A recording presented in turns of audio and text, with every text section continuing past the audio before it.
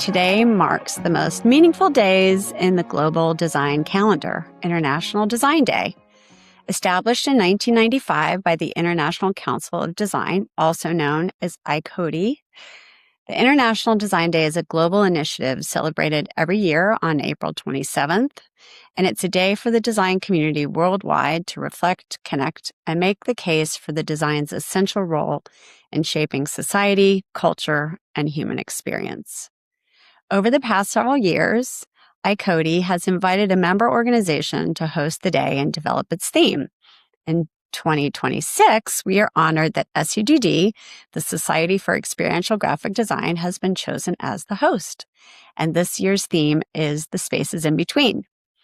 So, the theme asks us to look beyond what we make and more towards the moments where design quietly shapes how people relate to one another.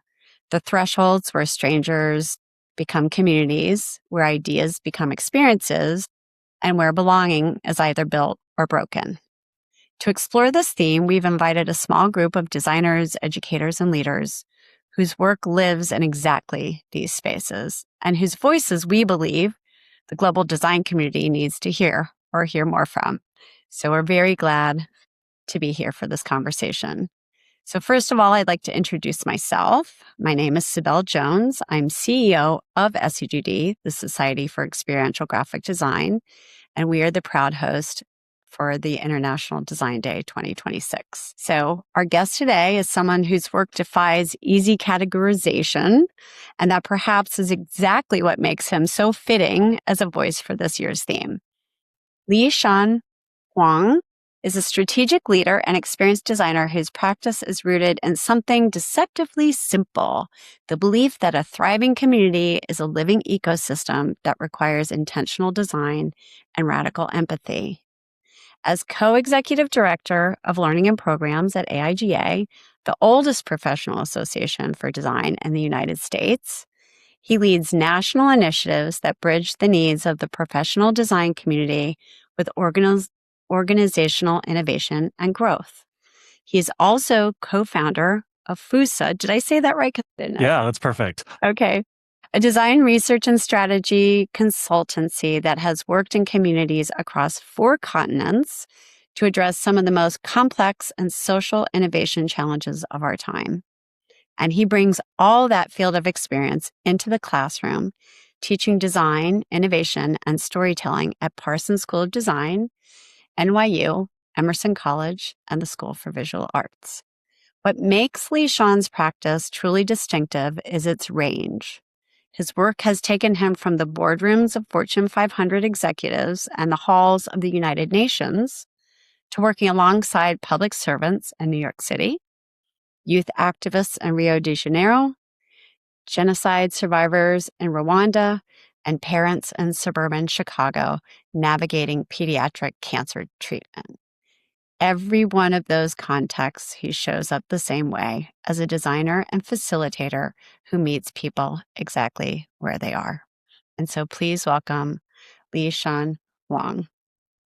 Thanks so much, Cybelle. I want to bring you everywhere I go to introduce you. That was fantastic. I will come because it sounds like you go to amazing places. We're there. So I'm going to start with your personal connection to our theme this year. So your work has taken you into some of the most vastly different human contexts imaginable, from boardrooms to classrooms to communities in crisis to communities in celebration. Across all those spaces, what does this space in between actually feel like? How do you navigate it as a designer? Wow, that's a really big question, but I appreciate it as the way to open things up. I think maybe to frame my answer to that question, I think about, I was preparing to answer this question and I realized that I had this bag on my desk. I'll hold it up for our viewers. It was designed by Rick Griffith. He's an AIGA medalist, and he was the host and the chair of our AIGA Design Conference in 2022 in Seattle. The bag, I'll just read it since folks probably can't see it on the screen. It says, it's a drawing that says not stuff with an arrow that's labeled design and then stuff. Right. So that design itself is the in-between. Reflecting on that, my own practice, involves a lot of research, as you were saying, before you even get to the studio or opening up your design tools to create a solution, whether it's a product, a service, or an experience. It's just about understanding. And so, as you mentioned in my intro, I've walked into rooms where people are talking to me about the worst day of their lives, right? The day that people came to kill their families in Rwanda, or that they found out that their kid had cancer and they were diagnosed and had to navigate that. It's not always so serious. Other times it's more day-to-day life challenges, like accessing a public service to help you with your finances in New York, or just corporate software has its own kind of challenges. And so as someone who's a facilitator, as a researcher, before I even get to the designing part, there's the in-between space of just getting to these places, or just getting to Rwanda or getting to somebody's home for a visit, where there's a lot of preparation, like preparing for this podcast, right? Of like, okay, getting a script, getting an outline, getting some talking points, but then also having to improvise, which is, I think, where my background as a teacher and also as a performer comes in, of like, okay, you can prepare as much as you can, but then when you actually get into the room where it happens, you're going to be feeding off the conversation and the energy in the room and being ready. So I think, like, a lot of, maybe just a way to close out this answer is like holding that space between like really being well prepared and doing your homework, and then also being ready to riff, whether it's leading a design research conversation or teaching a classroom full of design students or performing in my artistic life.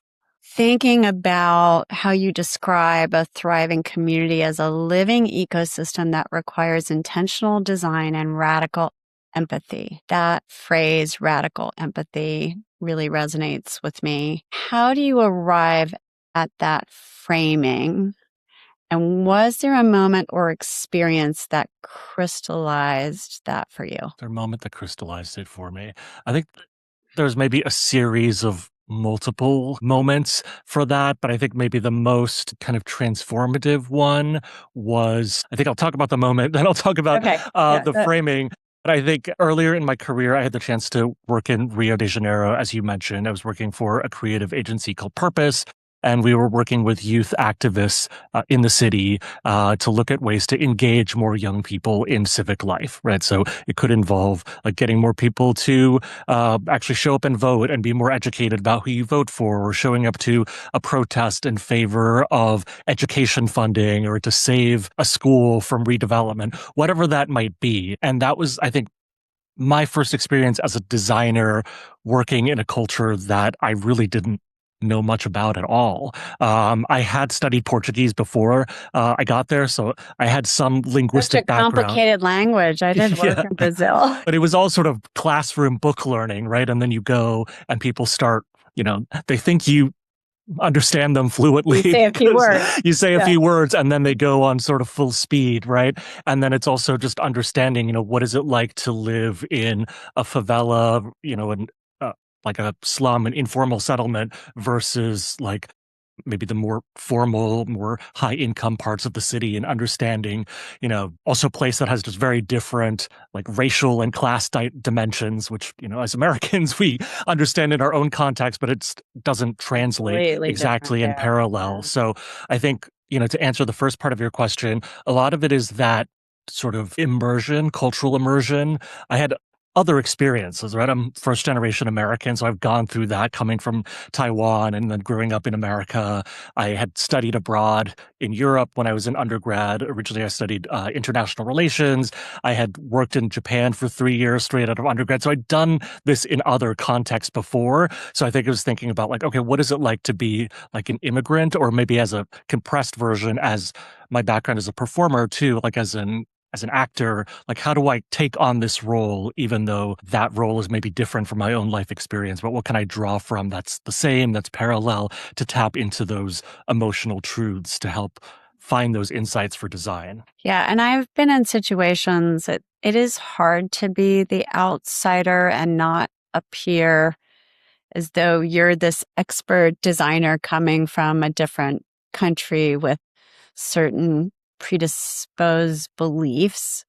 I'm just curious how you bring yourself in a way that isn't that kind of sets a level playing field so that they feel like they can actually participate, and that also authentically you're going to respect and take their contributions in a way that, because I've found that a lot of work like that, people have been burned and they are not necessarily trustworthy, and we can be perceived as elitists in a way. Some of it just comes from like listening more than talking, or just being sure to really close the loop, right? That it's not, I think there's a lot of tradition of that even before designers came along, just of like anthropologists and other folks that have this very extractive mindset of like, I'm going to go study a people and then further my own career, versus like, okay, what can I give back to that? Like, can you share some of the insights back to folks? And I think part of it too is like, it's not about like quote unquote going native necessarily, right? Like I can't fully assimilate into a lot of these contexts where I'm working, but it is about like, okay, it's not that I'm better because I'm different or because I'm an outsider, but that there is something valuable about the outsider perspective too. Cause sometimes when you're so immersed in a culture, it's like fish in water, right? Like you don't notice these things. So like with the project in Rio, some of the research had to do with creating the visual brand identity for this organization that was being launched. And part of it was just me going around with a camera, with a notebook, like trying to note the visual culture, right? Because it was very different. I didn't grow up in a tropical place, and like, the colors looked different. Just the visual language looked different, obviously in a different language in Portuguese, but also just the graphic history was different. So being able to just observe that, document that, and kind of reflect that back to folks. And even my Brazilian colleagues were like, oh, I never really noticed that because that was just everyday life, Yeah. The colors of São Paulo are amazing.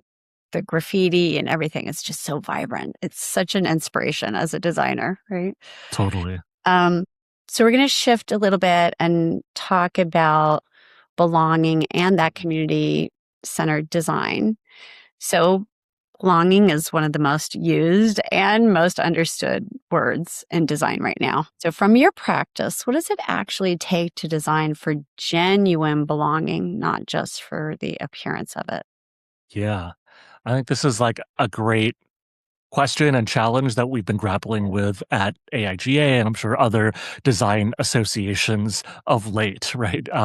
Because people are choosing to join our associations. It's not like a medical association or a bar association where you have to join to practice. So really you have to kind of have some sort of value beyond like, okay, you become a member and that gets you a discount on an expensive conference ticket or a big ticket item, professional development training. I mean, like that is a value exchange, but it doesn't build that genuine belonging, as you mentioned, Cybelle. So for us, it's thinking about the people who feel the most bought in belonging. And for us at AIGA, that means like our chapter leaders, right? We have these chapters all over the country.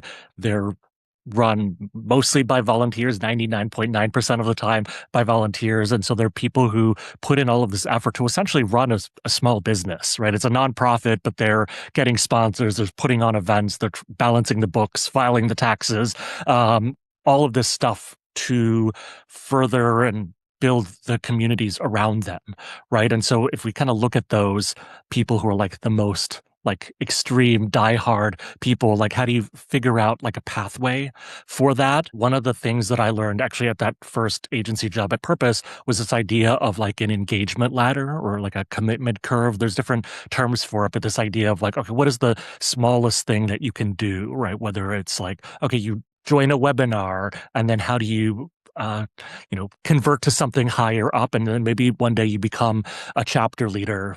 Very concretely, I experienced it over the weekend. I went to the local No Kings march and rally here in Providence, and there were folks handing out flyers, join this organization, come to this follow-up rally. So it's like, okay, you're using one thing to like organize and get people to do the next level thing, and you treat it like a marketing funnel if you want to get like high level like that, and not everyone's going to like level up necessarily, but I think designing what that ladder looks like is a helpful framework in terms of thinking about belonging and how people get more and more engaged with an association or any other community.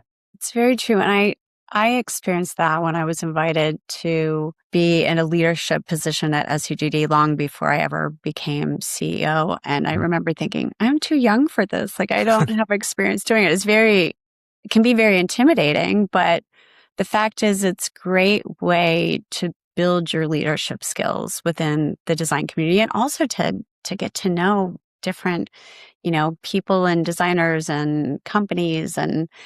But I do know that design organizations in general don't always necessarily feel the most welcoming, and thinking about, and design in general can be seemingly very complex and not understandable to the general public. And part of the International Council of Design's work through International Design Day is to try to translate these Yeah. seemingly obtrusive, abstract communities and practices. So you talk a lot about translating complex human insights in your work, and there's a tension around that, right?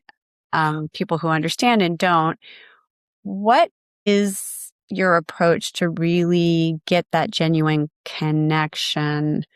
And and there are tensions around that. So how do you work with that? I think that's something that I've been thinking about too, because with any community, or certainly with any design, unless you're like creating something from scratch, which at AIGA we're not, because we've been around since 1914, right? And so there's just, Yeah. it's not just AIGA things, it's just like conventions of how we gather, like the design conference with like, the famous designers, Sage on the stage. Like I love watching them too. And, I book these people, I love talking to them, but also just thinking about my own experience of like being, neurospicy and like not, it's like I'm happy to like host the design conference, which I have. I'm like fine on stage, but the like talking to a stranger at the happy hour networking thing, like, works for some people, doesn't work for everyone. Or like, Right. how do you find, I think maybe the way that I'd approach your question is like, how do you find like the right amount of like structure versus open-endedness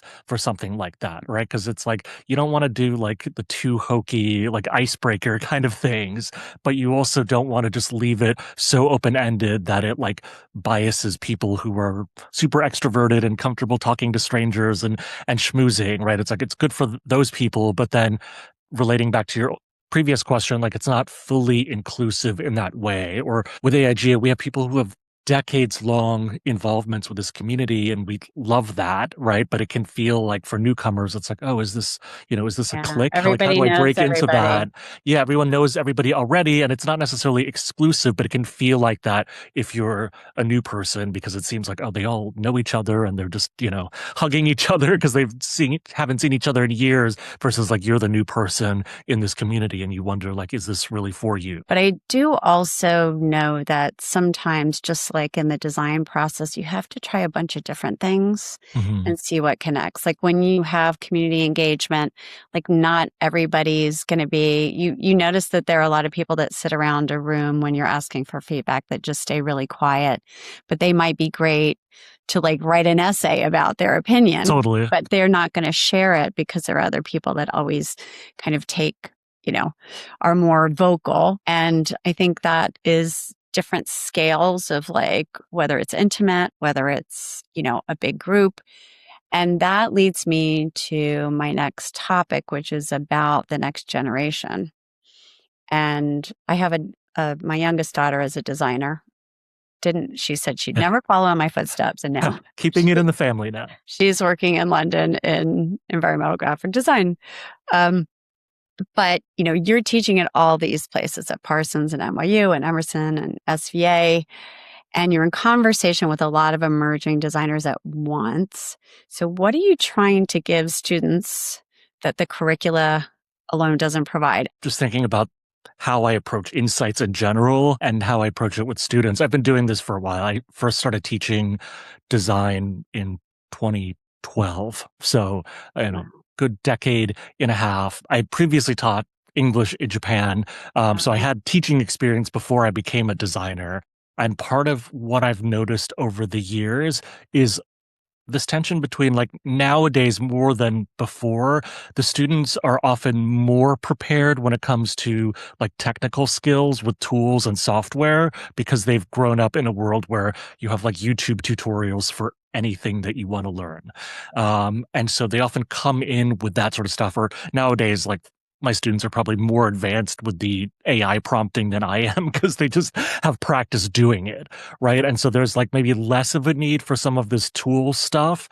But then I think where some of the generational stuff gets lost is I'm an exennial. And so I was old enough to, I grew up in the suburbs. We had lots of unstructured, unsupervised time. We didn't have access to social media because that didn't exist yet, but we did have access to computers for making music and video cameras for making art and all of these sort of things. And so that kind of paradox, I think, with some of the students, as a general trend of like, okay, they're very technically accomplished, but because a lot of them grew up in a much more structured environment at home and at school than I did, or maybe folks who are a little older, there's maybe less of a kind of bravery to just experiment. I think like take risk or like be comfortable. And so like, yes, the actual formal curriculum and reading the syllabus and reading the readings and coming to class are important. But a lot of what I try to do is sometimes is like, okay,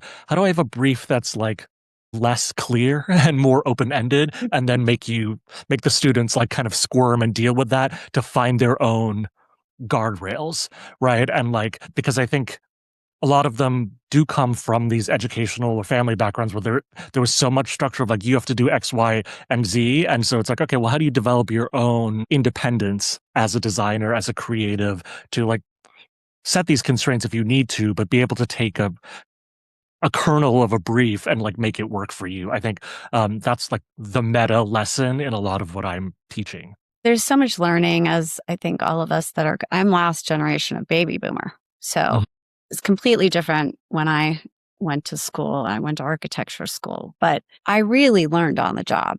I mean, my first job is where I actually really learned what to do. And you need the theory and you need that background, but I feel like where the learning actually happens isn't always per se, in the classroom. And I do think that this current generation is at a disadvantage because there's so much remote work. And as you said, they've already come from a background, I mean, high expectations. I've never seen so many students with the 5.0. I didn't even know that was like possible. Yeah. I'm sure where you teach, like those students are high achieving, but they haven't had probably the opportunity to fail, Yeah.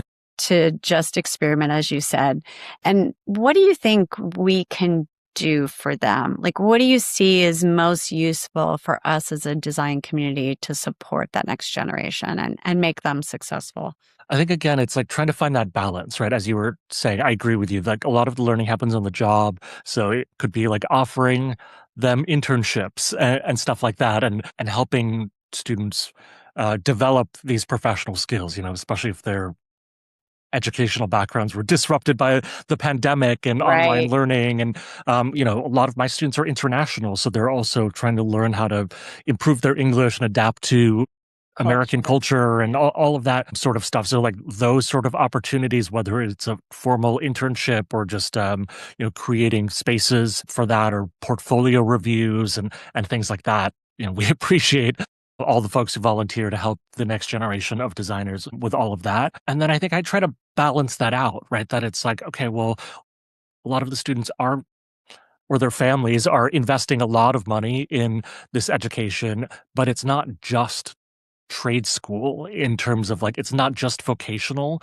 in that sense. Like they have an entire career to do real world work with clients and to cut their teeth on that. But like, there's also time. I think there's something special about grad school and an MFA program where you can experiment. You can work on stuff that, doesn't have a client, that you can fail. And so like trying to create space for that too, while also acknowledging the economic realities of why they're there and what they need to do after they're there, I think is like part of the balance of designing the educational experience. I think it's the only time that you'll probably have in your life, unless you're a really good disciplined person, to set aside the time just to experiment and explore when there's not a paycheck attached to it, right? You know, Totally. are the students asking different questions about design's role in society now, do you think, than they were, 5 or 10 years ago? There's a lot happening in the world, and I wonder if the students are seeing that design tangentially has or potentially has a role in kind of what is happening in society at large. I think there's a diverse range of opinions about this. I think there's the general just like AI interest slash concern.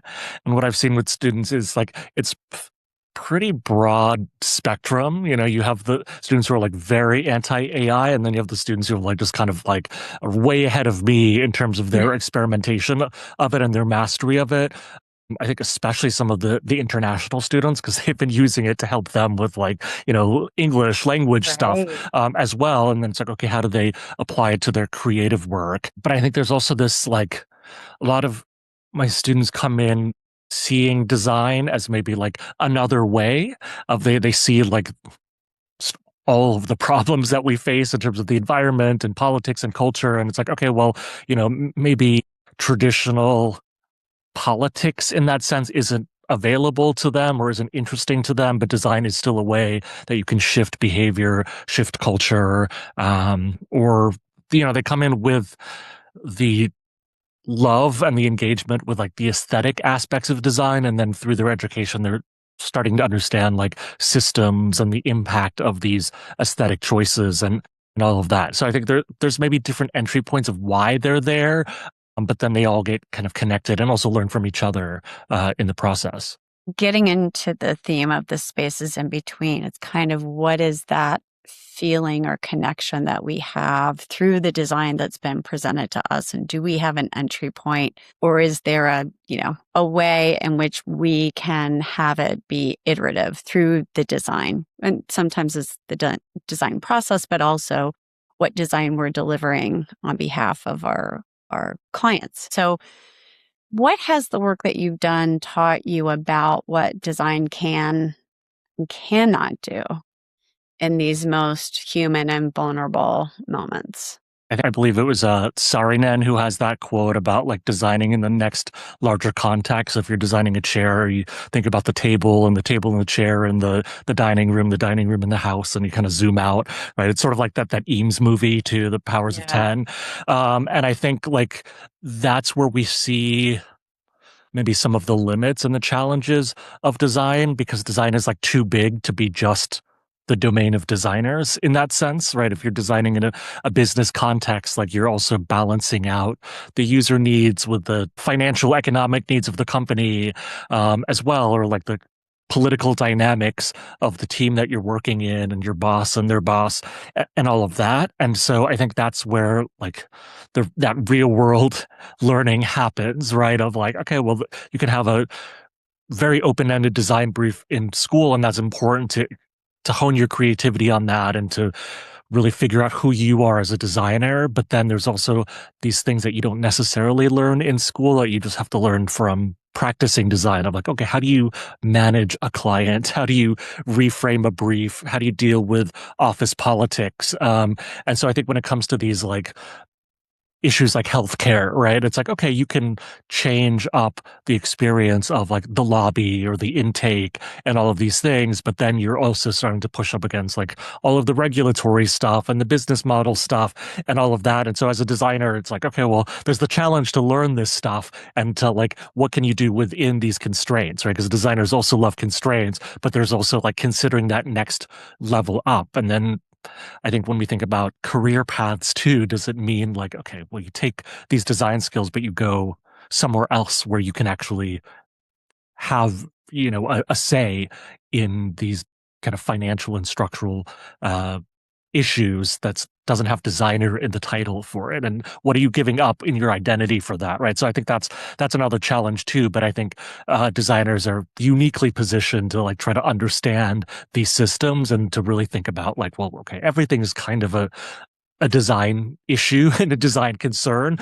even though it's not under like your job description narrowly defined. I love that point because the one thing that I realized through this experience that there were 3 different times that we ended up at the pediatric hospital and then, the intake and then, all of your interactions that you have from all these different people. But what it made me realize is that the conversation between designers and architects, but then operators and then the people, the nurses, the doctors, the volunteers, everyone that's working there, because you can have a beautifully designed space or really well performing directional wayfinding system. But if the staff and the people that are operating there aren't fully connected as well with the approach, it breaks down. And human connection can never be, I don't think, duplicated in any other manner. Like, it is not true that you can design a space that doesn't need any human interface. I think we're always going to need that. And the more that we can think about, it doesn't necessarily mean that you have to design the space and the furniture to be a designer, because that problem solving process of which you have to tackle it like a design problem, but you might Yeah, not be a designer is, totally. I think, really interesting. And, you know, this year's theme of the space in between is like, who feels welcome in those spaces we design? And when you're working with challenging topics like you have, right? Cancer is not, and especially when you're talking about kids, Yeah, it's really, um, it's so loaded and there's so many elements of it. It's not just the kid that's going through the treatment, but it's their parents, it's their siblings, it's, yeah, how it impacts their day to day. And so, when we think about these spaces and who's designing it, like, what is the most common way that we designers and even well-intentioned ones get that wrong? Like, can you be honest about like maybe some challenges you faced in working in those more sensitive, areas that you're yeah. kind of navigating or I think there's challenges to like this reductive model of like the human centered design, because it's often applied and taught in like a very like consumer frame, where there's like a clear like customer or user that's one person. But when we're talking about things like the healthcare system and dealing with, pediatric cancer, it's really like the parents, the siblings of the kids who don't have cancer, as well as the patient themselves, right? And so like thinking about this more in like that kind of community or like social model of like, okay, there's multiple stakeholders, even if there's maybe one user that you're focused on. And so like dealing with that social complexity, I think is where like designers can really learn from and borrow from other fields, right? Whether it's the social sciences or it's like, actors and performers who are kind of like studying people or whatever that might be, where it's really like these studying these relationships and interactions between people and not just like a user and your product or service that you're designing. so you bring that, you really try to look at the broadest scope of like all the different users, even though there may be one kind of like focal point. And I guess that goes back to your research too. You say you do a lot of research, so that comes into play as well. As you were talking about with your anecdote, Sibel, like how the nurses or how the front desk person like interacts with you and deals with you, like those aren't necessarily things that you can like design in a space. Maybe a space can help, right? If they have like an office space that's conducive to like having a better mood and they're not subjected to like, Right. terrible It's horrible fluorescent fluorescent light. lighting and all of that, right? So there's ways to design for that, but then there's also the like designing and training for the more intangible parts of the culture, right? Like it's not like giving them a script like, oh, you have to greet the guests like that, but it's like, how are they going to do this? Kind of maybe another example is like I'm continuing to like learn about this stuff. I'm not currently actively working in a healthcare design space, but I recently got the opportunity to work as a performer for medical simulations. So they basically they do these simulations with nursing students, and I got to play, somebody whose friend overdosed, or somebody who's a psychiatric patient who, like, they wouldn't let me eat the strawberry cheesecake, and it wasn't really about the cheesecake. It was about like my lack of control in this setting, right? So I think like it was interesting to go in the other end of that, another part of that, to just like simulate for these nursing students, like, okay, a little bit of what it might be like in the real world, right? It's like, okay, they've covered the medicine part. They know how to like give me my Right. meds, but how do you deal with the like, the patient who wakes up and is, confused, disoriented, kind of grumpy and not so nice, right? And so getting like being able to rehearse that like a simulation, right? We do fire drills, so we also have to Yeah, do these other right. kinds of drills, and I think that's also part of like the culture crafting process. That is really interesting. Are you going to bring that into your students? I could see like that could be a really interesting, like, haven't really ever heard of that, but I could see we always have our, these demographics of different Mhm. users, but like to give that personality, I think adds a lot because that's the reality of those spaces you're designing for in those situations. Yeah, I try to bring in some of these like improv and theater techniques for my students to think about, like, okay, what is a user journey? Can you like do a skit or like a video shot on your phone to like show us what this journey might be like, and what would the interactions look like between people, right? Is a great way to like prototype a service or some sort of experience that way. Just a few more questions and Okay. then we're going to go into our lightning round, Ooh, okay. which is a fun way to end it. So I think it's obvious that you are sitting at this intersection of practice and education, and then you've got this professional community building that you're doing, and you're doing this all, it seems like, simultaneously and at different scales. So, from that vantage point, what would it actually look like for the design field to step and fully into its responsibility for this kind of quality of human connection in the spaces it creates? Like in your ideal world, if you could, kind of set the call, what would that look like? This is something I've been thinking about a lot at AIGA, actually, and it has to do with this idea of like, how do you foster this culture of like lifelong learning, right? Because humans and systems are complex, tools change all the time, and as we had talked about before, because our associations and our particular design fields that we represent, you don't have to be part of an association, and you don't necessarily have to be like certified and get your continuing ed hours like you do with other professions. Like, okay, if like, I'm not saying like we need to gatekeep or necessarily even make this stuff mandatory, but how do you create a culture where this is something that's, something that people want to do, and that there's like a kind of a friendly peer pressure to want to do that, right? And how this makes a difference for folks. And right now, it's a very individualized thing for designers to be like, okay, I'm, learning these things on my own, or I'm using my learning budget to do these things. So I think it's maybe the role of our associations to try to create some structure around that, whether it's a certification or it's just more ways to help designers navigate. One idea I haven't quite figured out how to put this into practice yet, is I actually learned it from my husband, who's a big like role playing game person, like um, on like a PlayStation, not on a board game. But there's like, when you're creating your character, they have these like skills maps where you can develop, they can like level up in magic, or they can become a bard or a warrior or something like that. And, given your limited time and resources, you can build out these different things. And it's like, okay, what would that look like for designers, right? And like, where do we specialize, especially since like, job titles and things like that can really vary across organizations. It's like, okay, how do you really map out these skill sets? And maybe that's the role for an association. And so that's like an initial idea I've been like Well, like working on. It just empathy could be a yeah, role, or like, totally.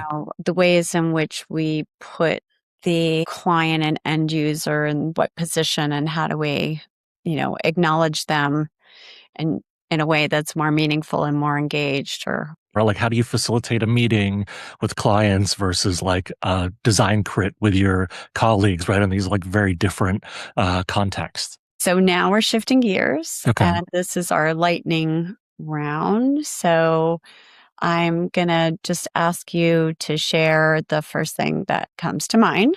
Okay. Okay. So the first question is the design tool you couldn't live without, and it doesn't have to be digital. Yeah, I'm team paper Okay, notebook team here. paper. Yeah. I mean, I Love have it. tons of digital notes, but I think like, yeah, just being able to like doodle and like be free of a screen is important. And I squirrel them away and find gems like years later. Yeah, me too. I'm totally with you. Okay. So question 2, a space fidgetal. Well, that is a word, but I'm going to say physical, digital, or emotional that you think is almost perfectly designed for human connection. Something that we're losing is like the small theater, whether it's for like chamber music, if you're in the classical tradition, or I think maybe the phygital version is like the NPR Tiny Desk concerts, Love right? it. Because it's like stripping it down to like the basics, whatever you can fit in with the musicians. It's like recorded live, but also available on YouTube. But it like has that sense of intimacy, and it, I know it's challenging to run a small venue for arts things, but there's a certain intimacy, whether you're seeing theater or music, that like really creates connection when it's like so close up and intimate like that. I am the hugest Tiny Desk fan, and people will be listening to this from all around the globe. So NPR Tiny Desk, check it out. Definitely. I was thinking kitchen table. I had to Yeah. look for these myself, but I was like, oh yeah, that happens there. Okay, question 3, a space that desperately needs a redesign. Design conferences. Like I'm part of perpetuating the problem of these old kind of conventions, and it's not about doing away with them completely, but like how do we, as you were saying, be more inclusive for different kinds of engagement, or maybe more intimate experiences that are not just the sage on the stage kind of model, and also thinking about the economics behind them too. Like how do you make them more accessible to folks? Question 4, one word that describes what good design feels like when it's working. When it's working, good design when it's working, I think is liberatory. Like it gives people options. It gives people a sense of like freedom and agency. Beautiful, beautiful. Question 5, a book, project, or idea that has changed how you think about the spaces between people.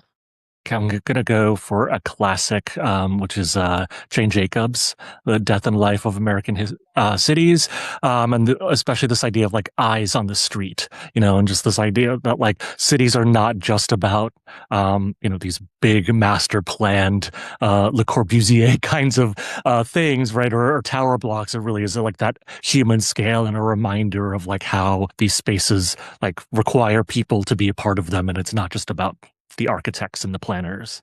I love that book. And now that I'm a grandparent, I think about how she talks about the whole community watches the children. Like the Yeah, butcher is going to yell at the kids if they're not paying attention and they're in the street, or, it's like, totally. Yeah. it's such a great, yeah. If you Yeah. haven't I read, saw that in Japan too. It's like the kids walk to school by themselves when they're in they elementary take school. the Yeah. train Yeah. to near Mount Fuji and they're like 3 years old with their little Yeah. backpack. Okay, question 6. Complete the sentence. Design fails when, Designers think we have all of the answers. and I think this is our last question. Okay, complete the sentence. Design succeeds when. It invites experimentation, deviation. It's not like rigid in orthodoxy or best practices, because I think there's always room for reinvention and play and experimentation. As we're wrapping up, I just want to give you a moment to share what's coming up at AIGA National, because, the work that you're talking about doesn't just live in theory. You're doing programs and events and community interaction that designers can actually plug into. So what's on the horizon that you want to share with our global audience? Yeah, I think by the time this comes out, there'll still be time to submit to our design competitions, the 50 books, 50 covers. competition, as well as the 365 AIGA Year in Design competition. There's also our usual round of scholarships. And then also we're redesigning our conference experience. So I don't have any updates on that. But we also have our own podcast as well, the AIGA Design Podcast that I co-host with my colleague, Julia Donatello. So you can find us at AIG.org or at AIG Design. We're mostly on Instagram and LinkedIn these days.